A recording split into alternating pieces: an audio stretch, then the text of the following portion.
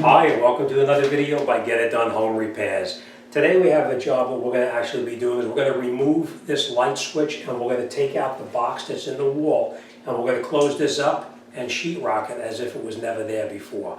So let me show you what tools you're going to need, and I'll explain to you how to go about taking it out without any problems. So take a look down here first. We're going to need a couple of screwdrivers, a flathead and a Phillips head. We're going to need a utility knife, a couple of pliers to actually remove the wiring and take it out of the way, something to measure how big the opening is so we can put the sheetrock back in it, a ruler to cut the line nice and straight for the sheetrock, our spackling tools, all different assortments, a sanding block to sand the sheetrock, the spackle after it dries. Now you can use regular sandpaper or you can use this mesh that they sell in the stores too, or what I like to do, if you're in a house, the sheetrock dust really gets all over everything. If you're sanding in this room, you're going to wind up with sheetrock dust in the next room. It gets all over the place. So what I normally do is I'll take a wet cloth and I'll do what's called a wet sand on the wall to get it nice and smooth. And of course, we're going to need our spackle to spackle it up. All right, so first thing we're going to do before we do anything is we want to make sure that the power is off on this switch here. This switch has already been, the light fixture which was up on the ceiling has been already disconnected, and the lights no longer exist, but the wiring is still in the ceiling and the wiring is still in here but not being used. So what we're going to do is we're going to make sure that we have the power turned off here before we start taking anything apart. Most likely it's getting its power source because it was added on. The power source is probably coming from this switch here, but when we take this out, we're going to find out where it is. So, all right, first thing we're going to do is we're going to shut off the power, and then we'll pull this switch out and we'll make sure that it has no power in it. I might add that you're going to be using a test light to check just to make sure that there's no power in there. This is only one example. This is one that I use because it fits in your pocket very easily. There's lots of different kinds you can use out there. All right, so, all right, let me just turn the power off. And we're going to continue. Okay, first thing we're going to do now is we did turn the power supply off, or we think the power supply is off. So now we're going to take off the screws and we're going to remove the switch.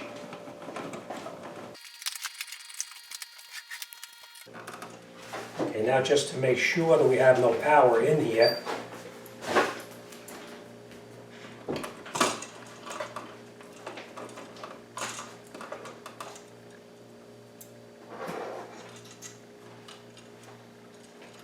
now, if there was power in here,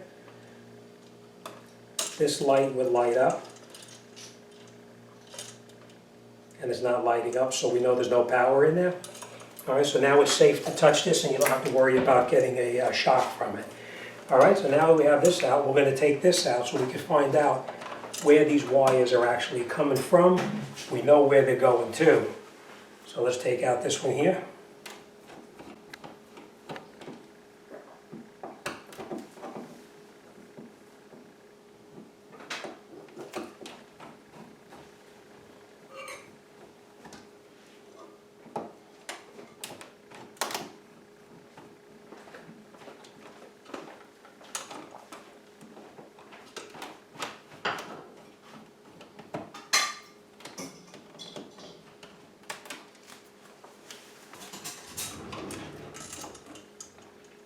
Okay, the way you take these, this is an add-on box, and the add-on box is a little different than a regular box. You see these little screws on the top here and here?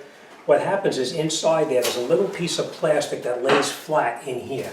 And this screw here, as you tighten this screw up, the piece of plastic comes up and it holds behind the sheetrock to hold the box in the wall. So we're just going to take this and we're going to turn it counterclockwise. Just a little bit, and we're going to pop it in a little bit, because now what that does is it pushes that little plastic piece in. Same thing over here. Now sometimes these come off, sometimes they don't.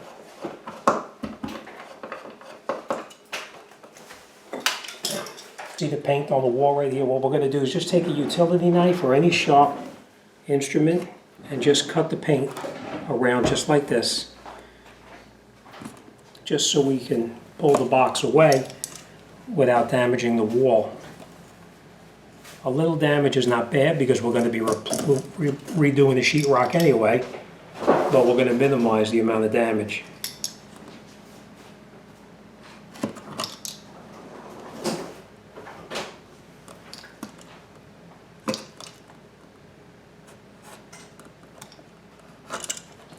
Okay, so now our box should come out. We're just going to pull it out just a little bit.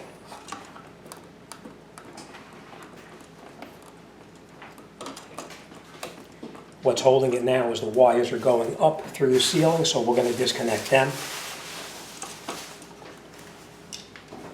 We know that the power is off, so we know we can cut these wires without getting the shock.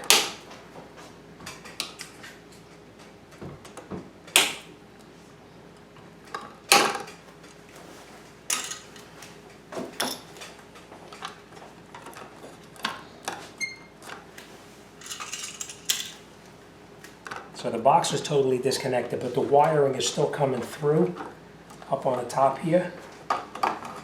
So we're just going to pull this out.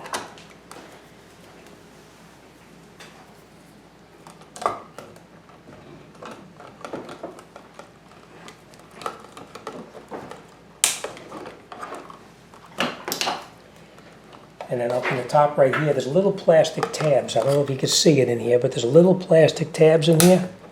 We're going to take these out because that's holding the wires from pushing back up through the ceiling, or up towards the ceiling, I should say.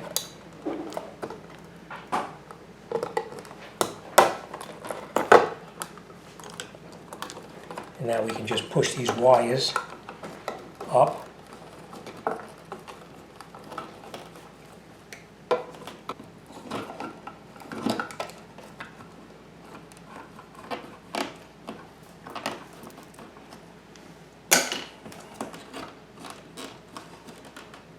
Tab on the bottom is still holding it, so we're going to release that a little bit more. If it doesn't come out easily, don't force it. You don't want to do more damage. And now we can pull these wires through here because we know we're not going to be using these. These are already disconnected up in the ceiling. So that is out. There are other wires, we're going to shorten them.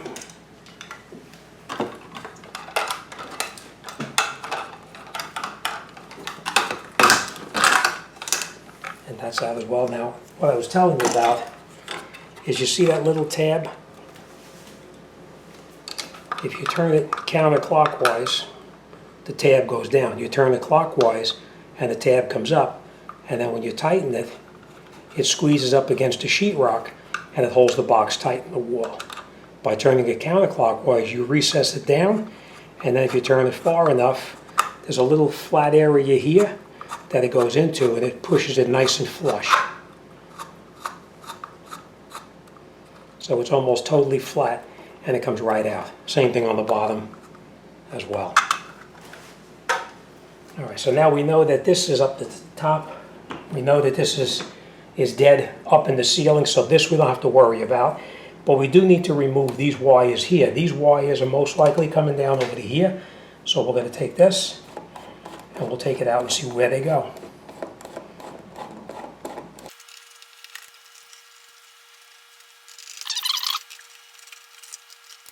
What happens is, this is the power coming into this to this switch here, but this is where they brought the power up to that second switch. So what we're going to do is, we're going to take this one here, we're going to unscrew the screw like that. We're going to take this wire off.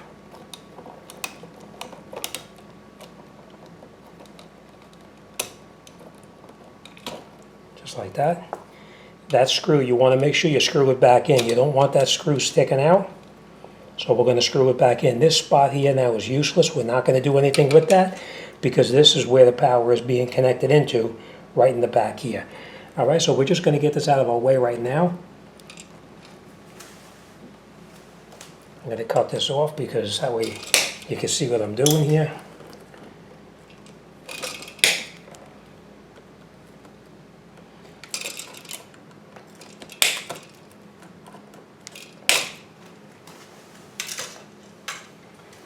Now what we need to do is we need to find out where that white wire goes. That white wire is coming around over here, and we can see it's going up in the back. So we're just going to move these out of the way, just so we can see where it's going to, and it's probably going to be right underneath this wire nut right here. So now what we're going to do, take the wire nut and you turn it counterclockwise.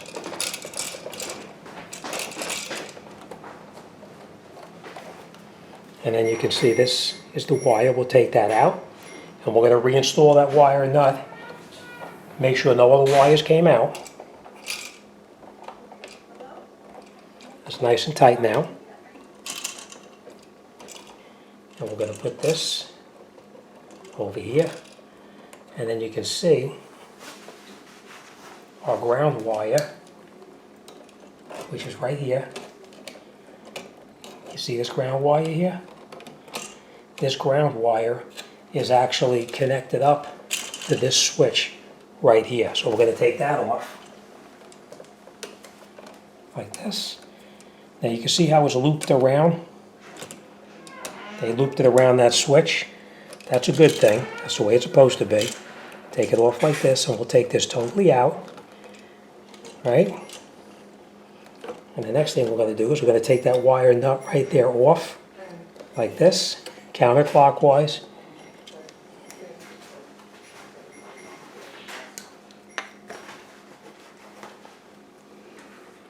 And then we're just going to loosen these wires up so we can separate them.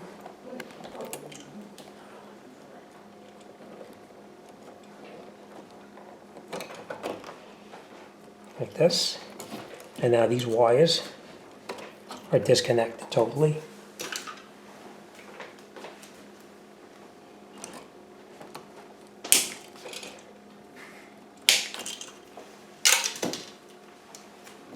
And now we can pull that wire through the box and take it out.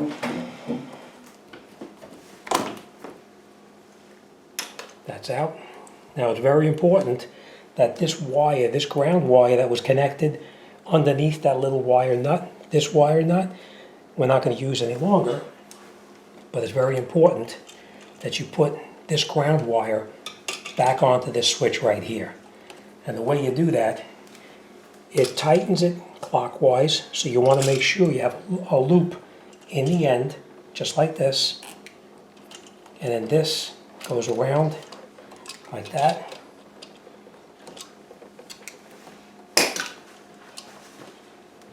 And then you make sure you tighten it. When you're tightening this, it should be tightening that loop that we just put around it. See how it's tightening this direction? And it pulls that tighter. You want to make sure it's underneath that little bent up tab right there, and the other end is over past that tab right there. Tighten it down.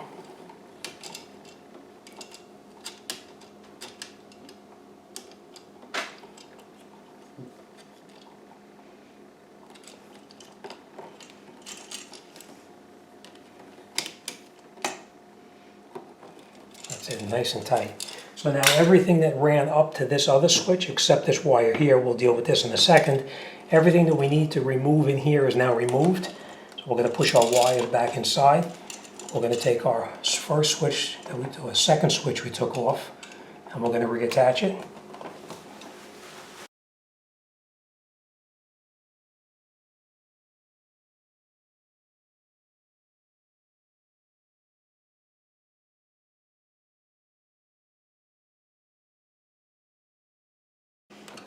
All right, so that's all set. Now these wires here, these wires are useless. We don't need these because they, like I said, they go up into a fixture that no longer exists. So these wires can be cut off, and we don't have to worry about taking these out of the wall because they actually run up into the attic area, and there's no power source to them any longer. So that's it. This is now finished here. Let's put our cover back on. Okay, now we're gonna put the sheetrock over this hole. So when we put the sheetrock on here, it's gonna be like there was nothing that was ever there. So what we're gonna do now is we're gonna measure how big this opening is right here, and then we're gonna take this onto a piece of sheetrock and we're going to cut the sheetrock that size. So we have 2¼ inches wide,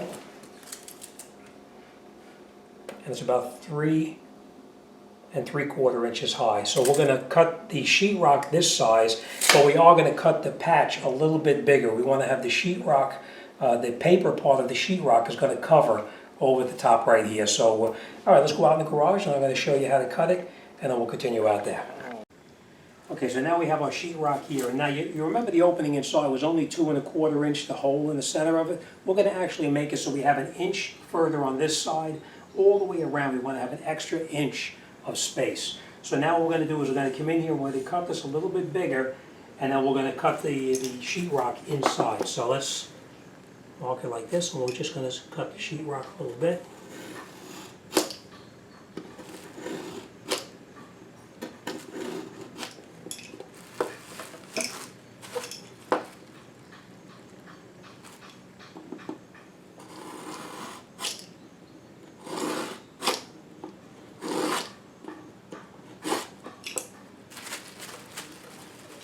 We're going to be a little careful here because we don't want to cut through and damage what's underneath. So we're just going to go nice and easy, but you don't cut yourself.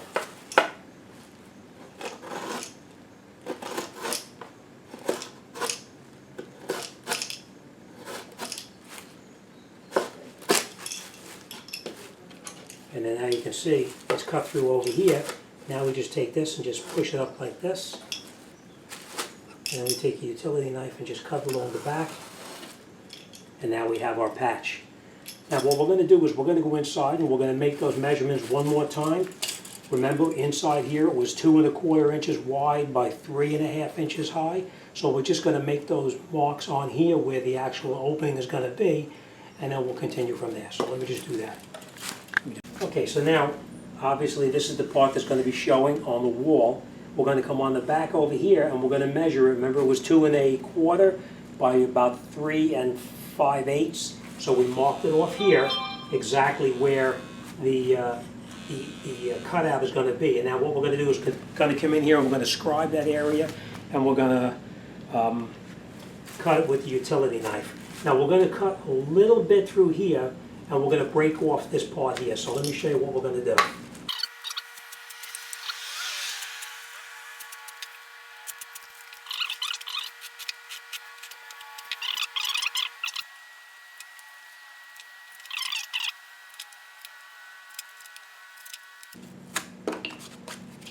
And now that is our patch for the wall. So let's go back inside and we'll continue in there. Okay, so this is what the patch is going to look like after you cut it. The paper is on the other side, and instead of having to put the tape around here, this paper is actually the tape. It's going to fit just like this over in the hole. So now before we do anything, we're going to take some spackle, and we're going to put a lot of spackle here all the way around on the other sides, especially in here, because we want this to adhere to this. So we're going to put some spackle on here, and then we'll put it back together.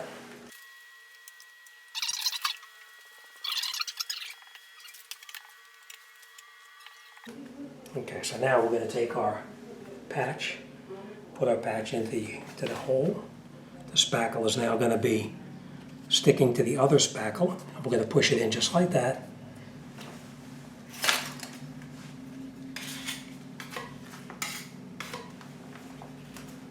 What I always do is hold the one side and just smooth it out.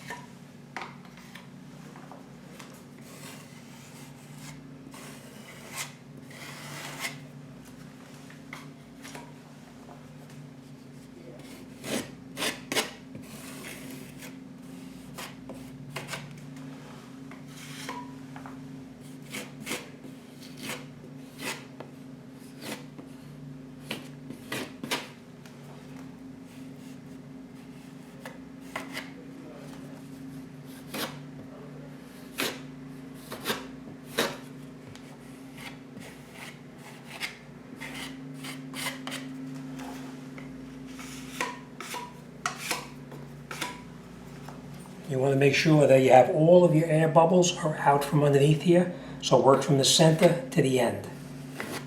Just like that.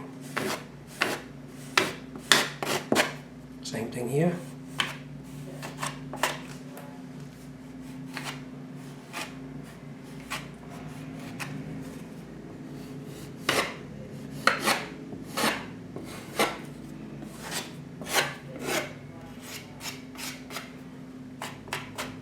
And that's our patch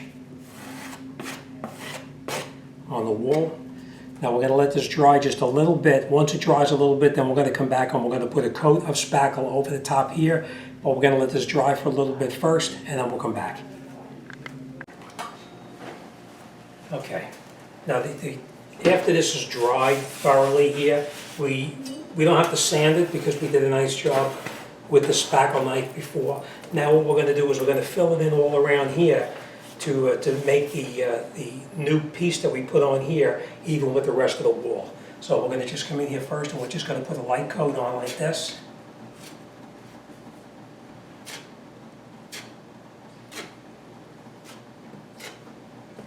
Remember, whenever you're doing spackling, it's always good to use 1 or 2 light coats than try to do it with one heavy coat. One heavy coat is not going to do it. So you put a light coat on, you let it dry, and you would sand it very lightly, and then you would continue with it.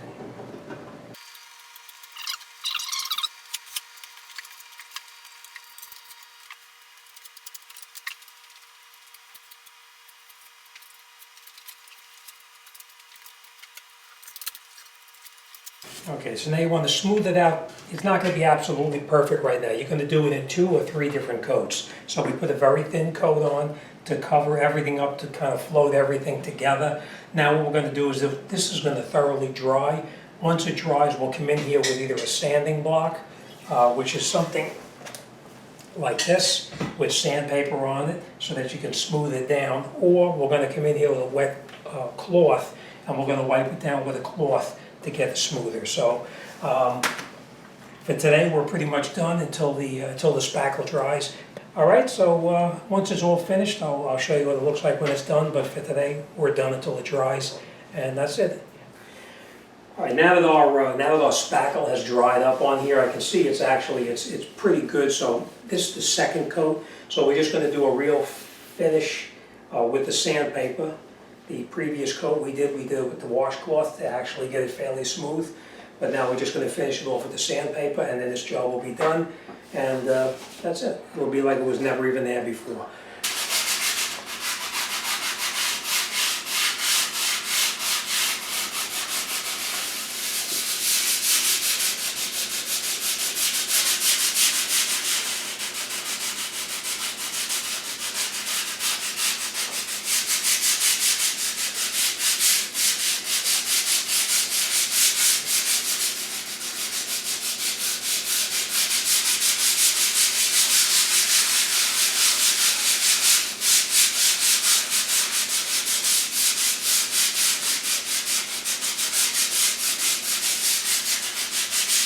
And as you can see, once there's paint on here, you'll never even see it. It'll blend in perfectly. And of course our plate is going to go over this here, so you won't see anything.